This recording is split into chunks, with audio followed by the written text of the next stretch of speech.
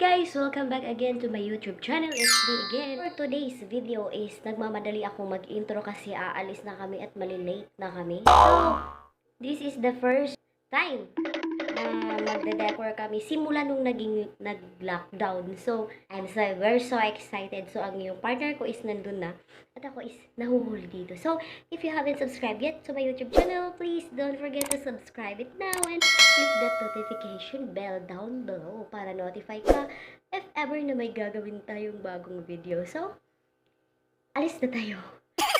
Woo! See you later!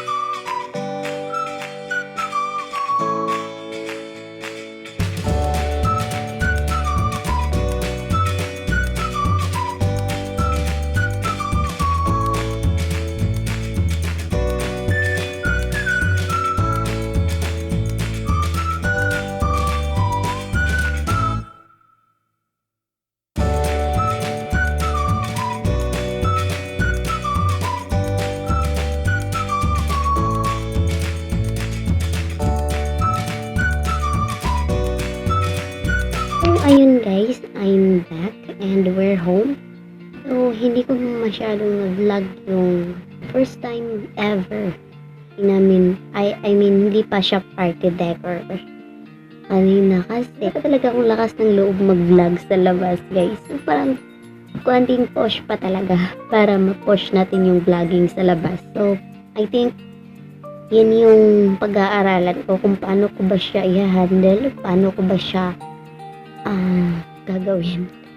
So, kanina is nagkita-kita yung iba't ibang mga talents kasi dito sa Davao City dahil nga doon sa second wave, third or fourth ata yun, ng ayuda dito sa Davao City sa mga talents.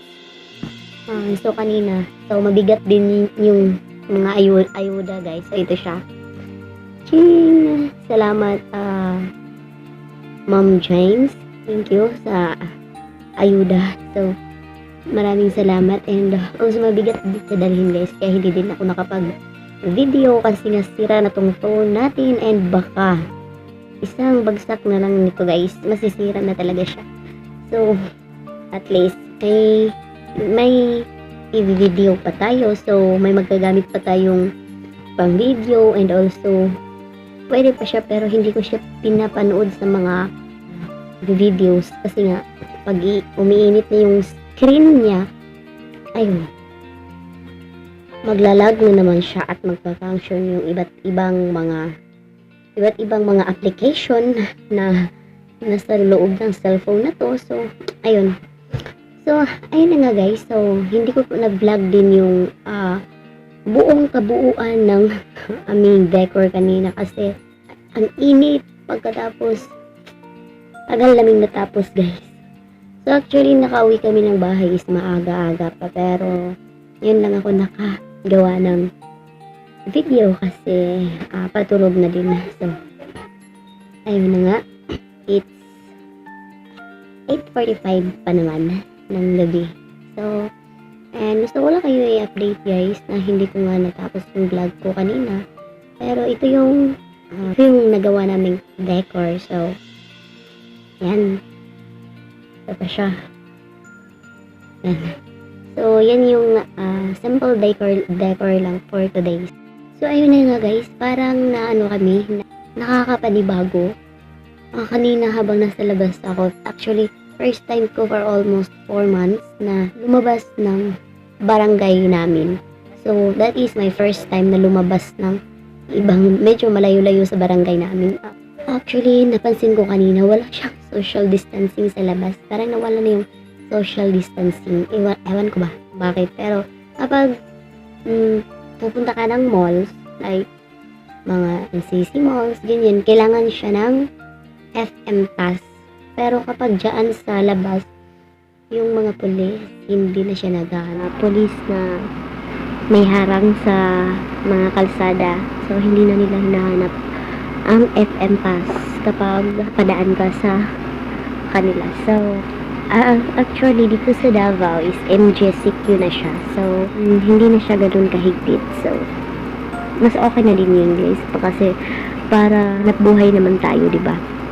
So, kanina yung decor namin is very simple balloon decoration. So ayun na nga guys, dito ko natatapusin tong video na to kasi kanina kasi parang nakakapanibago. So, yun lang naman yung decor namin kanina pero parang super pagod kami. Ewan ko. Siguro for almost 4 months naman kasi na-stop yung work namin. So, ngayon lang na araw na to nakabalik yung sabi ko nga sa special day kasi first time namin mag-decor simula nung nag-lockdown tayo. So, dahil nga dun sa pandemic na yan. So, ayan. Yan yung mata ko talaga. Parang mahuhulog na siya eh. So, ayun guys. As nakikita ko kanina parang sa pag-commute, nasa sasakyan ka. Siyempre, commuters din kami. So, ano siya guys? Siguro yung multicab. May 4 na tao na lang. 4 or 5. Ganun na lang. So, hindi na siya ganun kasiksikan dati kasi yung mga driver halos gagawing sardinas yung pasahero nila sa multicab nila para lang magkasya. So ngayon, halos sa isang upuan ng isang tao magkasya yung dalawa. Pero hindi pwede dalawa yung umupo kasi huhulihin sila ng pulis. So, ayun, malaki yun yung isang magandang na idulot din ng pandemic na to kasi hindi na tayo nagsisiksikan doon sa sasakyan. Hindi pwedeng magdikit-dikit. So, ayun guys, isa din yan sa magandang nangyayari ngayon kasi hindi na tayo nagsisikan. Dati kasi guys, kapag sasakay tayo ng multicab, most especially kapag traffic. So, yung isang puwitan mo na lang yung nakaupo guys, yung isa is nahuhulog na sa upuan. So, good thing ngayon is pwede ka matulog habang nasa biyahe. Lalo na kapag traffic. So, hindi ka na baka may masagi kang tao, especially sa aking husband na kapag nagbabiyahe talaga or sasakay ng multicab ang bilis makatulog. So, ayun, hindi na siya na iipit.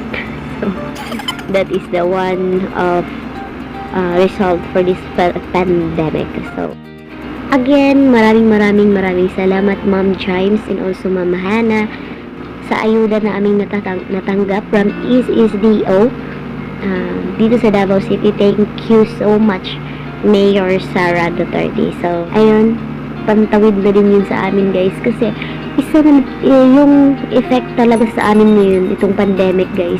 Ewan ko sa mga sari-sari store siguro hindi sila masyadong naapektuhan, pero kami kasi guys as mga talents or mga event, kahit sino guys, event organizer, entertainment, mga singers, pati yung mga singers ngayon guys, yung iba't ibang mga negosyo is talagang natatamaan talaga sa pandemic kasi yung mga negosyo nila is yun, down talaga guys. Parang lahat talaga tayo ngayon is parang kota tayo sa pandemic na nangyayari ngayon.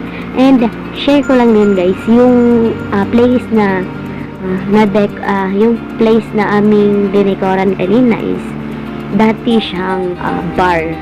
Oo guys, dati siyang bar. So ngayon ginawa nilang like kung may mag-e-event, so ayun, parang ginawa nilang function hall kumbaga. So kasi bawal ngayon, di ba? Liquor ban pa din naman, pero I know, maraming nag-iinom-inom dyan sa tabi-tabi. Isa na din kami, ice. So, pero ano naman guys, okay lang naman siguro kapag nasa bahay ka lang naman. So, di ba, hindi ka naman pupunta kahit saan. Tapos, yung kasama mo is yung mga pamilya mo lang. So, di ba? Tapos, it was board na rin yun para sa atin. So, iba din yung idea nila na yung dating bar or yung dating mga kasi kanina guys is yung napasukan namin, hindi namin akalain na restaurant na pala siya ngayon. Kasi ang social niya sa labas guys. So, actually, kami pumasok guys kasi kaninang tanghali, lunch time na. So, naghahanap kami ng makakainan. So, sabi ko, papasok ba tayo dito kasi parang ang social niya ganun. So, pagpasok namin dun guys, ano siya, para siyang bar na acoustic bar. Yung ganun, may mga malalaking TV pa doon, tapos may mga drum, may doon sa gilid lang nakalagay. Tapos, ang social ng place. Tapos, yung order namin guys, actually, doon lang naman, yun lang din yung nakita namin na ulam. So, hindi mo aakalain na ganun eh. Kasi ang order namin guys is paksiw na isda at saka sinigang. So, hindi ba? Hindi ko akalain na may ganun sa place na yun. Kasi ang social niya tingnan sa labas. So, actually, masarap yung ulam nila doon. Lalo na yung paksiw nila. Masarapan talaga ako. Ewan ko lang ha, hindi pa ako nakapadpad doon dati. Pero, ang alam ko doon is like mga bar talaga doon. Or mga, like, yung mga tao na gustong mag-chill. So, doon talaga sila pumupunta. Yung place na napuntahan namin kanina. So, doon din sa aming dinikoran is, ano din siya, bar din. So, diba, nag-ano na yung mga bar natin ngayon, iba na yung negosyo nila. Ano na nila, parang ginawan lang function hall. Actually, doon sa, ano nila, sa paligid, maganda naman. Kaso lang, may mga, doon sa wall nila is may mga paint na mga glass na pang-inom. So, yung mga glass, tapos iba't ibang kulay. Pero okay naman yung place. Actually, maganda nga yung place eh.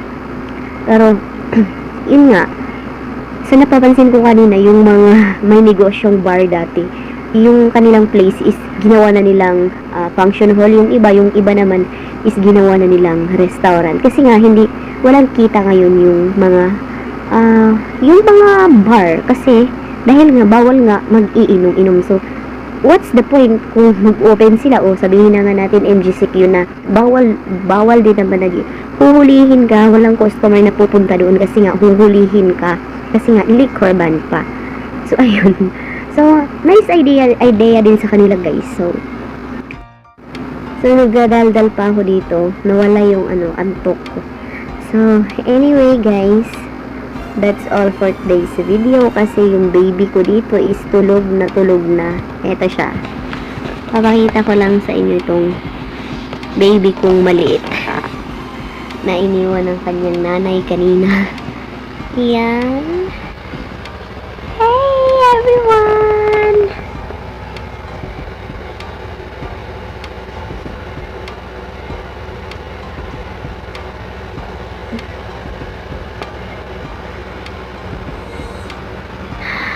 So ayan, tulog na tulog siya habang yung nanay niya dito is daldal ng daldal.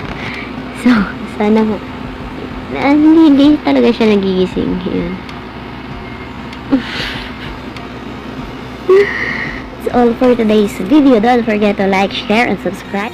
So, ayun na nga guys. That's all for today's video. Thank you so much for watching. And don't forget to subscribe and also share and like this video. See you on my next video.